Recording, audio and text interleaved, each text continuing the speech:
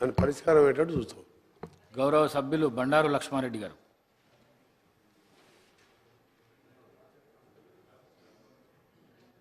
Speaker sir నమస్కారం sir. ముఖ్యంగా ఉప్పల్లో lakes చాలా ఉన్నాయి సార్. మా దగ్గర చెరువులు నాచారం, కాప్రా, రామంతపూర్, ఉప్పల్లో ఈ లేక్లలో మెయిన్గా గుర్రం టెక్క వచ్చి అస్సలు క్లీన్ చేయడం లేదు.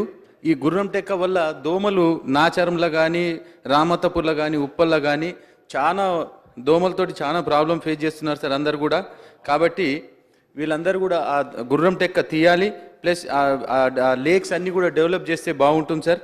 అలాగనే డ్రైనేజ్ కానీ, మెయిన్గా డ్రైనేజ్ చాలా ప్రాబ్లం ఉన్నాయి సార్. మా ఏరియా కొత్తగా డెవలప్ అవుతుంది కాబట్టి డ్రైనేజ్ సిస్టమ్ కూడా అన్నీ బాగా చేయాలని చెప్పి కోరుకుంటున్నాను.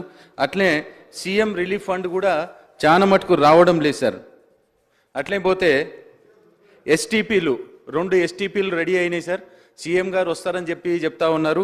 అది వచ్చినప్పుడు కూడా ఇనాగ్రేషన్కు వచ్చినప్పుడు 100 bed hospital last health minister Harish Rao garu 100 bed hospital ఇచ్చింది సార్. అదే దినం కూడా ఈ హాస్పిటల్ కూడా ఓపెన్ చేయాలని చెప్పి కోరుకుంటున్నాను సార్. అలాగనే నేను ఆర్ఎండ్బి మినిస్టర్ వెంకటరెడ్డి అన్న గారిని కలిశాను. నేను కలిస్తే ఉప్పల్లో నుంచి చెరువు కట్ట ఏదైతే మెయిన్ రోడ్ ఉందో చాలా ప్రాబ్లం ఉంది. తన కూడా చెప్పిండు, మేమందరం కూడా మంత్రులం అదే రోడ్ మీద తిరుగుతున్నామని చెప్పి అది కూడా కొద్దిగా ఫాస్ట్గా చేయాలని చెప్పి కోరుకుంటున్నాను sir. Thank you lot sir.